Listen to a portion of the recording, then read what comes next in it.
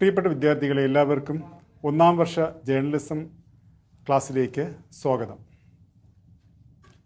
കഴിഞ്ഞ ക്ലാസ്സിൽ നമ്മൾ ചർച്ച ചെയ്തത് പ്ലസ് 1 പാഠഭാഗത്തിലെ 6ാമത്തെ അധ്യായമായ press codes, ethics and laws in Indian journalism എന്ന ഭാഗമായിരുന്നു. അത് നമ്മൾ ഇന്ത്യയിലെ പത്ര മേഖലയുമായി ബന്ധപ്പെട്ട വിവിധ നിയമങ്ങളെക്കുറിച്ചും അതിൻ്റെ നൈതികമായിട്ടുള്ള കാര്യങ്ങളെക്കുറിച്ചും നമ്മൾ ചർച്ച ചെയ്തു. ഈ അധ്യായത്തിൻ്റെ 2ാമത്തെ ഭാഗമാണ് നമ്മൾ ഇവിടെ ചർച്ച ചെയ്യാൻ പോകുന്നത്. ഇതിൽ നമ്മൾ ആദ്യം പറയുന്നത് ഇന്ത്യയിലെ പ്രസ് കമ്മീഷനുകളെക്കുറിച്ചാണ്. ഭാരതം സ്വാതന്ത്ര്യം നേടുന്നതുവരെ പത്രത്തെ അടിച്ചമർത്തുന്ന ധാരാളം ചട്ടങ്ങൾ ഇന്ത്യയിൽ നിലവിലുണ്ടായിരുന്നു. ബ്രിട്ടീഷ് ഭരണകാലത്ത് പത്രങ്ങൾക്കെതിരെ നിർമ്മിച്ച കിരാത നിയമങ്ങളും ചട്ടങ്ങളും പൊളിച്ചെഴുതേണ്ട ആവശ്യകത ഏറി വരികയും സ്വാതന്ത്ര്യാനന്തരം ഒട്ടേറെ പുതിയ ചട്ടങ്ങൾ നിർമ്മിക്കുകയും ചെയ്തു. സംസാരിക്കാനും ആവിഷ്കരിക്കാനുമുള്ള അവകാശവുമായി ബന്ധപ്പെടുത്തി സ്വാതന്ത്ര്യവും സത്യസന്ധവും ആയ പത്രപ്രവർത്തനം രാജ്യത്ത് നടത്തുന്നതിനെക്കുറിച്ചും പഠിച്ച് റിപ്പോർട്ട് സമർപ്പിക്കാൻ നിയമിക്കപ്പെട്ട 2 പ്രസ് കമ്മീഷനുകളാണ് നമുക്ക് ഉള്ളത്. ഈ പ്രസ് കമ്മീഷനുകൾ മുന്നോട്ട് വെച്ച പ്രധാന ആശയങ്ങളെ നമുക്ക് പരിശോധിക്കാം. 1ാം പ്രസ് കമ്മീഷൻ ഇന്ത്യയിലെ പത്രങ്ങളുടെ അവസ്ഥയെക്കുറിച്ച് പഠിക്കുന്നതിനായി കേന്ദ്ര വാർത്താ വിനിമയ പ്രക്ഷേപണ മന്ത്രാലയം 1952 സെപ്റ്റംബർ 23 ജസ്റ്റിസ് JS രാജധ്യാക്ഷയെ അധ്യക്ഷനാക്കി 1ാം പ്രസ് കമ്മീഷൻ രൂപവൽക്കരിച്ചു. ഇന്ത്യയിലെ പത്രപ്രവർത്തന രംഗത്ത് ഉന്നത നിലവാരം സ്ഥാപിക്കുന്നതിനും നിലനിർത്തുന്നതിനും ആവശ്യമായ ഘടകങ്ങൾ കണ്ടെത്തി നിർദ്ദേശിക്കാൻ ഈ കമ്മീഷനെ ചുമതലപ്പെടുത്തി. രാജ്യത്തെ പത്രവ്യവസായത്തിലെ ഉടമസ്ഥാവകാശ നിയന്ത്രണം, സാമ്പത്തിക ഘടന, ഭരണ നിർവഹണം എന്നീ മേഖലകളെക്കുറിച്ച് വിശദവും ശ്രദ്ധാപൂർവവുമായ അന്വേഷണത്തിനൊടുവിൽ പത്ര മൂലധനത്തിലും ജീവനക്കാരിലും വൻതോതിൽ സ്വദേശിവൽക്കരണം വേണമെന്നും ദിനപത്രങ്ങളുടെയും ആഴ്ചപ്പതിപ്പുകളുടെയും ഉടമസ്ഥാവകാശം ഇന്ത്യൻ സംരംഭകരിൽ തന്നെ നിലനിർത്തുന്നതാണ് ഗുണകരമെന്നുള്ള നിഗമനത്തിലെത്തി. കമ്മീഷൻ്റെ പ്രധാന ശുപാർശകളും നടപടികളും ചുവടെ ചേർക്കുന്നു. പത്രസ്വാതന്ത്ര്യം സംരക്ഷിക്കുന്നതിനും നിലനിർത്തുന്നതിനും ഉന്നത പത്രപ്രവർത്തന നിലവാരം കാത്തുസൂക്ഷിക്കുന്നതിനുമായി പ്രസ് കൗൺസിൽ സ്ഥാപിക്കണം. ഓരോ വർഷവും രാജ്യത്തെ പത്രങ്ങളുടെ കണക്കെടുപ്പ് നടത്തുന്നതിനും അവയുടെ സ്ഥാനം നിർണ്ണയിക്കുന്നതിനും ന്യൂസ് പേപ്പർ രജിസ്ട്രാറെ നിയമിക്കണം. പേജ് അടിസ്ഥാനത്തിലുള്ള വില നിർണ്ണയ പ്രക്രിയ നടപ്പിലാക്കണം. സർക്കാരും പത്രങ്ങളും തമ്മിലുള്ള ഊഷ്മള ബന്ധം നിലനിർത്തുന്നതിനായി പ്രസ് കൺസൾട്ടേറ്റീവ് സമിതി രൂപീകരിക്കണം. പത്രപ്രവർത്തക ചട്ടങ്ങൾ നടപ്പിലാക്കണം. വാർത്താ ഏജൻസികളുടെയും പത്രങ്ങളുടെയും സാമ്പത്തിക സ്ഥിതിയെക്കുറിച്ച് മൂല്യനിർണ്ണയം നടത്തുന്നതിനായി വസ്തുതാ നിർണ്ണയ സമിതി സ്ഥാപിക്കണം. പത്രസ്വാതന്ത്ര്യത്തിൻ്റെ പ്രധാന തത്വങ്ങൾ സംരക്ഷിക്കുന്നതിനും കുത്തക അവകാശ പ്രവണതകൾ തടയുന്നതിനും പത്രങ്ങളെ സഹായിക്കുന്നതിനുമായി ന്യൂസ് പേപ്പർ ഫിനാൻഷ്യൽ കോർപ്പറേഷൻ സ്ഥാപിക്കണം. ഇതിനുശേഷം 1978 മെയ് 29 ഭാരത സർക്കാർ 2ാം പ്രസ് കമ്മീഷൻ രൂപവൽക്കരിച്ചു. ഇതിൻ്റെ അധ്യക്ഷൻ ജസ്റ്റിസ് PC ഗോസ്വാമി ആയിരുന്നു. എന്നാൽ ഭരണമാറ്റത്തെ തുടർന്ന് അദ്ദേഹം 1980 ഈ സ്ഥാനം രാജിവെച്ചു. തുടർന്ന് ജസ്റ്റിസ് KK മാത്യുവിനെ കമ്മീഷൻ്റെ ചെയർമാനാക്കി. രാജ്യത്തിൻ്റെ വികസന പ്രക്രിയയിൽ പത്രങ്ങൾക്ക് ഉത്തരവാദിത്വമുള്ള പങ്ക് വഹിക്കാനുണ്ടെന്ന് കമ്മീഷൻ നിരീക്ഷിച്ചു. സാധാരണക്കാരുടെ പ്രശ്നങ്ങളും പ്രതീക്ഷകളും പ്രതിഫലിപ്പിക്കാൻ കഴിഞ്ഞാൽ പത്രങ്ങൾക്ക് വൻതോതിലുള്ള അംഗീകാരമുണ്ടാകുമെന്നും കമ്മീഷൻ കണ്ടെത്തി. നഗരങ്ങളോടുള്ള പത്രങ്ങളുടെ ചായ്വും കമ്മീഷൻ്റെ ശ്രദ്ധയിൽപ്പെട്ടു. വികസനം സാധ്യമാകണമെങ്കിൽ ദേശീയ സുരക്ഷയ്ക്കൊപ്പം ആഭ്യന്തര സുരക്ഷയ്ക്കും പ്രാധാന്യമുണ്ടാകണമെന്ന് കമ്മീഷൻ കണ്ടെത്തി. വർഗീയ സംഘർഷങ്ങൾ നിരുത്സാഹപ്പെടുത്തുന്നതിനും തടയുന്നതിനും പത്രങ്ങൾക്ക് വഹിക്കാൻ കഴിയുന്ന പങ്കിനെ കമ്മീഷൻ എടുത്തു കാണിച്ചു. പത്രരംഗത്തുണ്ടായിരുന്ന ഒട്ടേറെ പ്രഗത്ഭർ ഉൾപ്പെട്ടതായിരുന്നു 2 പ്രസ് കമ്മീഷനുകളും. ഉത്തരവാദിത്തമുള്ള പത്രങ്ങൾ എങ്ങനെയായിരിക്കണം എന്ന ആശയം ആദ്യമായി അവതരിപ്പിച്ചത് 1-ാം പ്രസ് കമ്മീഷനായിരുന്നു. ഒരു രാജ്യത്തെ പത്രങ്ങളുടെ പ്രധാന ശ്രദ്ധ രാജ്യത്തിൻ്റെ വികസന കാര്യങ്ങളിലാകണമെന്നും അപ്രകാരം സ്വയം പര്യാപ്തവും സമൃദ്ധവുമായ ഒരു സമൂഹത്തെ കെട്ടിപ്പടുക്കാൻ കഴിയണമെന്നും 2-ാം പ്രസ് കമ്മീഷൻ വ്യവസ്ഥ ചെയ്തു. ഉത്തരവാദിത്തമുള്ള പത്രരംഗം സ്വതന്ത്രമാക്കണമെന്നും സ്വതന്ത്ര പത്രപ്രവർത്തനം എന്നാൽ ഉത്തരവാദിത്തമുള്ളതാകണമെന്നും കമ്മീഷൻ പ്രഖ്യാപിച്ചു. സ്വാതന്ത്ര്യവും ഉത്തരവാദിത്വവും പരസ്പര വിരുദ്ധ ഘടകങ്ങളല്ല, മറിച്ച് പരസ്പര പൂരക ഘടകങ്ങളാണെന്ന് കമ്മീഷൻ വിലയിരുത്തി. 2-ാം പ്രസ് കമ്മീഷൻ്റെ പ്രധാന ശുപാർശകൾ താഴെ പറയുന്നവയാണ്. സർക്കാരും പത്രങ്ങളുമായി ഊഷ്മളബന്ധം സ്ഥാപിക്കുന്നതിനുള്ള ശ്രമങ്ങൾ ഉണ്ടാകണം. ചെറിയ ഇടത്തരം പത്രങ്ങളുടെ വികസനത്തിനായി വർത്തമാന പത്ര വികസന സമിതി സ്ഥാപിക്കണം. വാണിജ്യ താൽപ്പര്യങ്ങളിൽ നിന്ന് പത്രവ്യവസായത്തെ മാറ്റി നിർത്തണം. പത്ര ഉടമകളെയും പത്രാധിപന്മാരെയും ഉൾപ്പെടുത്തി ബോർഡ് ഓഫ് ട്രസ്റ്റീസിനെ നിയമിക്കണം. പേജ് അടിസ്ഥാനത്തിലുള്ള വിലനിർണ്ണയ രീതി ആരംഭിക്കണം. പരസ്യങ്ങളും വാർത്തകളും ചെറുതും വലുതുമായ പത്രങ്ങളിൽ നിശ്ചിത അളവിൽ ഉണ്ടാകണം. വിദേശ നിക്ഷേപത്തിൻ്റെ സ്വാധീനത്തിൽ നിന്ന് പത്രവ്യവസായത്തെ മുക്തമാക്കണം. പത്രങ്ങളിലോ മാസികകളിലോ പ്രവചനങ്ങൾ നടത്താൻ പാടുള്ളതല്ല. പരസ്യങ്ങൾ ഉപയോഗിക്കുന്ന ചിത്രങ്ങളുടെ ദുരുപയോഗം തടയണം. സുശക്തമായ പരസ്യ നയം സർക്കാർ തയ്യാറാക്കണം. പ്രസ് ഇൻഫർമേഷൻ ബ്യൂറോ പുനഃസംഘടിപ്പിക്കണം. പത്രനിയമങ്ങൾ ഭേദഗതി ചെയ്യണം. ഇനി നമ്മൾ ഇന്ത്യൻ മാധ്യമ നിയമങ്ങളുമായി ബന്ധപ്പെട്ട ചില ചട്ടങ്ങളെക്കുറിച്ചാണ് പറയാൻ പോകുന്നത്. അതിൽ ആദ്യത്തേതാണ് press and registration of books act 1867. അച്ചടി യന്ത്രത്തിൻ്റെ കണ്ടുപിടുത്തത്തോടു കൂടി പുസ്തകങ്ങൾ വിവരങ്ങളുടെ വ്യാപനത്തിന് സഹായകമായ ഘടകമായി മാറി. മനുഷ്യജീവിതത്തിൻ്റെ സമസ്ത മേഖലകളെയും സ്പർശിക്കുന്ന എല്ലാ വിഷയങ്ങളിലും പുസ്തകങ്ങൾ പ്രത്യക്ഷപ്പെടാൻ തുടങ്ങി. അച്ചടിയും പ്രസാധനവുമായി ബന്ധപ്പെട്ട് ഒരു വ്യവസ്ഥ ചിട്ടപ്പെടുത്താൻ ഇന്ത്യയിലെ ബ്രിട്ടീഷ് സർക്കാർ തീരുമാനിച്ചു. പത്രങ്ങളെയും ആനുകാലികങ്ങളെയും നിയന്ത്രിക്കുന്നതിനായി നിർബന്ധിത വ്യവസ്ഥകൾ ഉൾക്കൊള്ളിക്കുന്ന ഒരു ബിൽ നിയമനിർമ്മാണ സഭയിൽ അവതരിപ്പിച്ചു. 1867 മാർച്ച് 22-ന് press and registration of books act 1867 പാസാക്കി. ഇന്ത്യയിൽ അച്ചടിക്കുന്ന ഓരോ പുസ്തകത്തിൻ്റെയും പത്രത്തിൻ്റെയും കോപ്പികൾ സൂക്ഷിച്ചു വയ്ക്കാനും അത്തരം പത്രങ്ങളുടെയും പുസ്തകങ്ങളുടെയും രജിസ്ട്രേഷൻ നടത്താനുമായി അച്ചടിശാലകളെയും പത്രങ്ങളെയും നിയന്ത്രിക്കുന്നതിന് വേണ്ടിയായിരുന്നു ഈ നിയമം.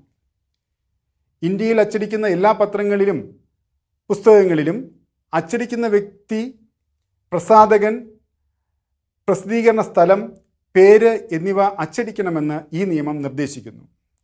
3 മാസത്തിലൊരിക്കൽ രജിസ്ട്രേഷൻ മെമ്മറാണ്ടം പ്രസിദ്ധീകരിക്കണമെന്നും വ്യവസ്ഥ ചെയ്തു. രജിസ്റ്റർ ചെയ്യപ്പെടുന്ന എല്ലാ പ്രസിദ്ധീകരണങ്ങൾക്കും പ്രസ് രജിസ്ട്രാർ രജിസ്ട്രേഷൻ സർട്ടിഫിക്കറ്റ് നൽകേണ്ടതാണ്. പ്രസാധകർ വാർഷിക പ്രസ്താവന നൽകേണ്ടതും അതിൻ്റെ വിശദാംശങ്ങൾ പ്രസിദ്ധീകരിക്കേണ്ടതുമാണ്. അടുത്തതായി പറയാൻ പോകുന്ന നിയമമാണ് പകർപ്പവകാശ നിയമം 1957, കോപ്പിറൈറ്റ് ആക്ട്. നിങ്ങൾ ഈ ചിഹ്നം കണ്ടിട്ടുണ്ടാകുമല്ലോ, പ്രത്യേകിച്ച് പുസ്തകങ്ങളിൽ. ഇതുകൊണ്ട് എന്താണ് അർത്ഥമാക്കുന്നത്? പകർപ്പവകാശമുള്ള ഉടമയ്ക്കാണ് പുസ്തകത്തിന്മേലുള്ള അവകാശം എന്നതാണ് ഇതിനർത്ഥം, അതായത് കോപ്പിറൈറ്റ്. ഈ നിയമത്തെയാണ് കോപ്പിറൈറ്റ് ആക്ട് അല്ലെങ്കിൽ പകർപ്പവകാശ നിയമം എന്ന് അറിയപ്പെടുന്നത്. ഈ നിയമപ്രകാരം പകർപ്പവകാശം എന്നാൽ സാഹിത്യ, നാടക, സംഗീത സൃഷ്ടികളിലോ അവയുടെ ഭാഗങ്ങളുടെയോ താഴെ പറയുന്ന കാര്യങ്ങൾ ചെയ്യാനോ ചെയ്യാൻ അധികാരപ്പെടുത്തുന്നതോ ആയ അവകാശമാണ്. ഇലക്ട്രോണിക് മാധ്യമങ്ങളിൽ കൂടി ഏതെങ്കിലും പ്രവൃത്തികളെ പുനരുൽപ്പാദിപ്പിക്കുകയോ ശേഖരിക്കുകയോ ചെയ്യുക. പ്രചാരത്തിലുള്ള കോപ്പികൾക്ക് പുറമെ മറ്റു കോപ്പികൾ വിതരണം ചെയ്യുക. ഏതെങ്കിലും പ്രവൃത്തികൾ പൊതുവേദികളിൽ അവതരിപ്പിക്കുക അല്ലെങ്കിൽ വിനിമയം ചെയ്യുക. പ്രവർത്തികൾക്കനുസൃതമായി ഏതെങ്കിലും സിനിമാറ്റോഗ്രാഫ്, സിനിമയോ ശബ്ദലേഖനമോ തയ്യാറാക്കുക. ഏതെങ്കിലും കൃതികൾ വിവർത്തനം ചെയ്യുക. ഏതെങ്കിലും കൃതികളുടെ അനുരൂപീകരണം നടത്തുക. സാഹിത്യ, നാടക, സംഗീത, കലാകൃതികൾ പ്രസിദ്ധീകരിച്ച് രചയിതാവിൻ്റെ ജീവിതകാലം വരെയോ മരണശേഷം 60 വർഷം വരെയോ നിലനിൽക്കുന്നതാണ് പകർപ്പവകാശം. ദേശീയ അന്തർദേശീയ ആവശ്യങ്ങൾക്കനുസരിച്ച് 1957 പകർപ്പവകാശ നിയമം 6 തവണ ഭേദഗതി ചെയ്തിട്ടുണ്ട്. 1957 പകർപ്പവകാശ നിയമപ്രകാരം ഒരു കലാകൃതിയുടെ ആദ്യ അവതരണം മുതൽ 50 വർഷമേ പകർപ്പവകാശം നിലനിൽക്കുകയുള്ളൂ. 1999 ഭേദഗതി പ്രകാരം ഇത് 25 വർഷമായി പരിഷ്കരിച്ചു. കോപ്പിറൈറ്റ് ആക്ടിൻ്റെ 2012 ഭേദഗതി അനുസരിച്ച് ഡിജിറ്റൽ കാലഘട്ടത്തിലെ സാങ്കേതിക സംരക്ഷണ മാനദണ്ഡങ്ങൾ ഉറപ്പാക്കിക്കൊണ്ടാണ് ഭേദഗതി ചെയ്തിരിക്കുന്നത്. ഇത് പ്രകാരം കലാപ്രവൃത്തികൾ, ചലച്ചിത്രം, ശബ്ദലേഖനം എന്നിവയിലുള്ള അവകാശത്തിൻ്റെ ഭേദഗതി ഉണ്ടായി. Copyright Act 1957 gives the exclusive right to the copyright holder to copy or reproduce a literary, dramatic, musical, artistic work, sound recording, news broadcasting, photographs, painting, and computer programs for which the author or original creator has got copyright. This act was passed in 1957. According to the Copyright Act, original creators or performers' rights shall subsist until 50 years from the beginning of the calendar year in which the writing or performance is made. The Copyright Act has been amended 6 times. The 1999 amendment to the Act modified the period as 25 years. വിവര സാങ്കേതിക നിയമം information technology act 2000 ആശയവിനിമയ രംഗത്ത് വിപ്ലവകരമായ മാറ്റങ്ങൾ സൃഷ്ടിച്ചത് വിവര സാങ്കേതിക വിദ്യയാണ്. വേഗത, മൾട്ടിമീഡിയ ഇടപെടൽ, ആഗോള ലഭ്യത തുടങ്ങിയവയാണ് ഇതിൻ്റെ പ്രധാന ആകർഷണീയതകൾ. കൂടാതെ വിവരങ്ങളെ വാക്കുകൾ, ശബ്ദം, ദൃശ്യം, അനിമേഷൻ, ചിത്രം, ചിത്രീകരണം, പെയിൻറ്റിംഗ് എന്നീ വിവിധ രൂപത്തിൽ അയക്കാനും സ്വീകരിക്കാനും ഇത് അവസരമൊരുക്കുന്നു. ഇത്തരത്തിൽ ധാരാളം അനുകൂല ഘടകങ്ങൾ ഇവയ്ക്കുണ്ടെങ്കിലും സൈബർ കുറ്റകൃത്യങ്ങൾ പോലുള്ള കാര്യങ്ങൾ ഇവയുടെ പ്രസക്തിക്ക് മങ്ങലേൽപ്പിക്കുന്നു. ഇത്തരം പ്രതിലോമ പ്രവർത്തനങ്ങളെ നിയന്ത്രിക്കാൻ കേന്ദ്ര സർക്കാർ നടപ്പിലാക്കിയ വിവിധ മുൻകരുതലുകളിൽ ഒന്നാണ് വിവര സാങ്കേതിക നിയമം. 2008 ഈ നിയമത്തിൽ ആവശ്യമായ ഭേദഗതികൾ വരുത്തി ശിക്ഷാ നടപടികളും നിയന്ത്രണങ്ങളും കൂടുതൽ കർശനമാക്കി. The information communication technology has revolutionized the communication sector. Cyberspace provides opportunity to transfer information to anyone in anywhere and at any time. Though there are several positive elements for information technology, the cyber-related crimes and attacks are a reality. To prevent cyber crimes, the Government of India took a legal measures. The Information Technology Act 2000 is one among them. Cyber crimes. എന്താണ് cyber കുറ്റകൃത്യങ്ങൾ? Computer, mobile phone, internet എന്നീ ആധുനിക വിവര വ്യൂഹത്തിൻ്റെ സഹായത്താൽ ചെയ്യുന്ന നിയമവിരുദ്ധമായ പ്രവർത്തനങ്ങളാണ് cyber കുറ്റകൃത്യങ്ങൾ. Cyber crimes are illegal activities or offenses that are committed with the help of modern communication networks such as computers, mobile phones, internet, etc. Hacking, cyber stalking, cyber pornography, phishing, password sniffers, software piracy, cyber terrorism are examples. ഇനി നമുക്ക് cyber കുറ്റകൃത്യങ്ങളെക്കുറിച്ച് വിശദമായി മനസ്സിലാക്കാം. Hacking ഒരു computer സംവിധാനത്തിനെയോ കമ്പ്യൂട്ടറിലെ ശൃംഖലയെയോ നശിപ്പിക്കാൻ ശ്രമിക്കുന്നതിനെയാണ് hacking എന്ന് പറയുന്നത്. ഇത്തരത്തിൽ നിയമവിരുദ്ധമായ ഉദ്ദേശ്യങ്ങൾക്ക് വേണ്ടി കമ്പ്യൂട്ടർ സുരക്ഷാ സംവിധാനത്തിൽ അനുവാദമില്ലാതെ അതിക്രമിച്ചു കയറുന്നതും നിയന്ത്രിക്കുന്നതും ചെയ്യുന്ന പ്രവൃത്തിയാണ് ഹാക്കിംഗ് എന്ന് പറയുന്നത്. ഒരു വിവര ശേഖരണ സംഹിതയിൽ അനുവാദമില്ലാതെ കടന്നുകയറാൻ ശ്രമിക്കുന്ന ഉപയോക്താവിനെ ഹാക്കർ എന്നാണ് വിളിക്കുന്നത്. സ്വകാര്യ വിവരങ്ങളിലേക്കുള്ള കടന്നുകയറ്റം എന്ന നിലയിൽ ഹാക്കിംഗ് ഒരു കുറ്റമാണ്.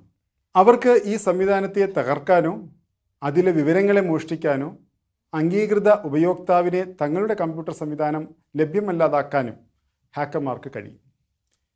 എന്നാൽ ഹാക്കിംഗ് പോസിറ്റീവായ കാര്യങ്ങൾക്കും ഉപയോഗിക്കാം. വമ്പൻ IT കമ്പനികൾ അവരുടെ പ്രോഗ്രാമുകളിലെ പിഴവുകൾ കണ്ടെത്താൻ ഹാക്കർമാരെ ഉപയോഗിക്കുന്നുണ്ട്. അത്തരം ഹാക്കർമാർക്ക് കമ്പനികൾ വൻ പ്രതിഫലവും നൽകാറുണ്ട്. Hacking is an attempt to exploit a computer system or a private network inside a computer. It is the unauthorized access or control over the computer network security systems for illicit purpose. They can destroy, steal, or even prevent authorized users from accessing the system. A hacker is an unauthorized user who attempts to or gain access to an information system.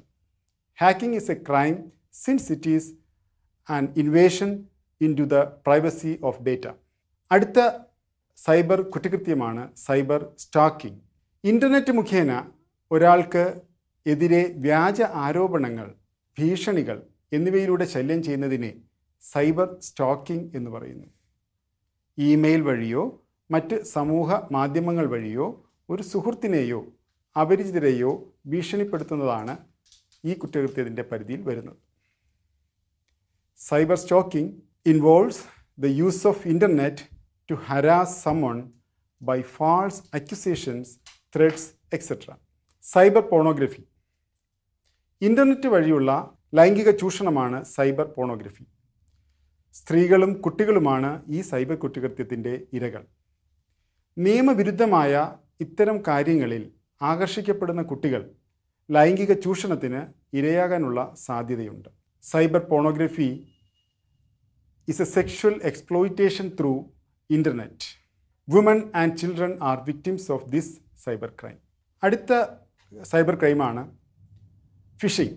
ഒരു electronic വിനിമയ സംവിധാനത്തിൽ വിശ്വസ്തൻ എന്ന വ്യാജേന കടന്നുകയറി user name, password തുടങ്ങിയ വിവരങ്ങളും credit card വിവരങ്ങളും അറിയുന്നതിന് നടത്തുന്ന നിയമവിരുദ്ധ പ്രവൃത്തിയാണ് phishing.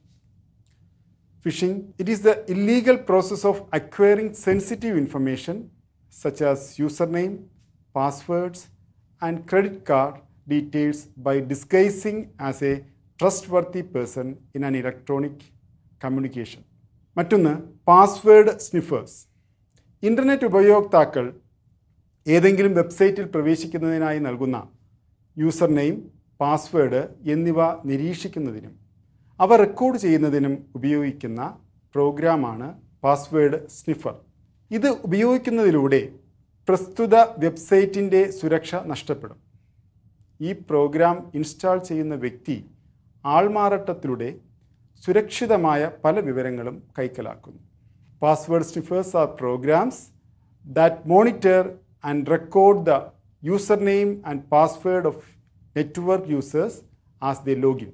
The person who installs the sniffer can impersonate as an authorized user and log in to access restricted documents. മറ്റൊന്ന് സോഫ്റ്റ്വെയർ പൈറസി അല്ലെങ്കിൽ സോഫ്റ്റ്വെയർ മോഷണം. സ്വകാര്യ വാണിജ്യ താൽപ്പര്യത്തോടു കൂടി നിയമവിരുദ്ധമായ സോഫ്റ്റ്വെയറുകൾ പകർത്തുന്നതും വിതരണം ചെയ്യുന്നതുമാണ് സോഫ്റ്റ്വെയർ മോഷണം. ഇത് പകർപ്പവകാശ നിയമലംഘനമാണ്. Software piracy is an illegal reproduction and distribution of software for business use. It is a copyright violation. Cyber terrorism അല്ലെങ്കിൽ സൈബർ ഭീകരവാദം. സങ്കുചിത രാഷ്ട്രീയ സാമൂഹിക ലക്ഷ്യങ്ങൾ നേടിയെടുക്കാൻ കമ്പ്യൂട്ടർ പ്രോഗ്രാമുകൾ ഉപയോഗിച്ച് സർക്കാരിനെയോ ജനങ്ങളെയോ ഭീഷണിപ്പെടുത്തുന്നതും നിർബന്ധിക്കുന്നതുമാണ് സൈബർ ടെററിസം അല്ലെങ്കിൽ സൈബർ ഭീകരവാദം. the use of computer resources to intimidate or coerce government, the civilian population, or any segment of the society with a political or social objective is called cyber terrorism. അടുത്ത മാധ്യമ നിയമമാണ് വിവരാവകാശ നിയമം 2005, right to information act or RTI act 2005. 2005 June 15 ഭാരത സർക്കാർ വിവരാവകാശ നിയമം പാസാക്കിയത്. ഈ നിയമപ്രകാരം പൊതു കാര്യാലയങ്ങളുടെ അധീനതയിലുള്ള വിവരങ്ങൾ ആ കാര്യാലയത്തിൻ്റെ വിശ്വാസവും സുതാര്യതയും പരിപോഷിക്കുന്നതിനായി രാജ്യത്തെ പൗരന്മാർക്ക് ലഭ്യമാക്കുന്നതിനുള്ള പ്രായോഗിക ഭരണ സംവിധാനമാണ്. ഈ നിയമത്തിലെ വ്യവസ്ഥകൾ പ്രകാരം എല്ലാ പൗരന്മാർക്കും വിവരങ്ങൾ അറിയുന്നതിനുള്ള അവകാശം അനുവദിക്കപ്പെട്ടിരിക്കുന്നു. വിവരാവകാശ നിയമപ്രകാരം വിവരങ്ങൾ അറിയാൻ ആഗ്രഹിക്കുന്ന ഒരു വ്യക്തി എഴുതി തയ്യാറാക്കിയ അപേക്ഷ നിശ്ചിത ഫീസ് ഒടുക്കി അപേക്ഷിക്കാവുന്നതാണ്. വിവരങ്ങൾ അറിയുന്നതിന് കാരണങ്ങൾ കാണിക്കേണ്ടതില്ല. അപേക്ഷ കൈപ്പറ്റി 30 ദിവസത്തിനകം ഇൻഫർമേഷൻ ഓഫീസർ വിവരങ്ങൾ നൽകേണ്ടതാണ്. The Government of India passed the Right to Information Act in June 5, 2005. The Act gives provisions for citizens to secure access to information under the control of public authorities in order to promote transparency and accountability of the public authority. According to this Act, all citizens shall have the right to information. അപ്പോൾ ഇത്രയും കാര്യങ്ങളാണ് നമ്മൾ ഈ ഒരു പാഠഭാഗത്തിൽ പ്രധാനമായും വരുന്നത്. ഇനി നമുക്ക് ഇന്ന് പഠിച്ച പാഠഭാഗങ്ങളിൽ വരുന്ന ചില തുടർ പ്രവർത്തനങ്ങളെക്കുറിച്ച് നോക്കാം. ഒന്നാമത്തത് സൈബർ കുറ്റകൃത്യങ്ങൾ എന്നാൽ എന്ത്? രണ്ടാമത്തത് RTI ആക്ട് വിശദീകരിക്കുക. നിങ്ങൾ ഈ ഒരു പാഠത്തിൽ പ്രധാനമായും പഠിച്ച കാര്യങ്ങൾ ഒന്നുകൂടി അവലോകനം ചെയ്യാൻ ഇനി നമുക്ക് ശ്രമിക്കാം. പ്രധാനമായും മാധ്യമ നിയമങ്ങളെക്കുറിച്ചാണ് നമ്മൾ ഈ ചാപ്റ്ററിൽ പഠിച്ചത്. അതിൽ ആദ്യം മാധ്യമ നിയമങ്ങളുടെ ആവശ്യകത എന്താണ്, അത് കൊണ്ടുവരേണ്ട അല്ലെങ്കിൽ മാധ്യമ നിയമങ്ങൾ കൊണ്ടുവരേണ്ട സാഹചര്യം എന്തായിരുന്നു എന്നൊക്കെ നിങ്ങൾ പഠിച്ചു. എങ്ങനെയാണ് ഇന്ത്യയിൽ മാധ്യമങ്ങൾ പ്രവർത്തിക്കുന്നത്, അല്ലെങ്കിൽ നിയമത്തിൻ്റെ ഏത് വകുപ്പ് പ്രകാരമാണ് മാധ്യമങ്ങൾ പ്രവർത്തിക്കുന്നത് എന്നുള്ളത് നമ്മൾ പഠിച്ചതാണ്.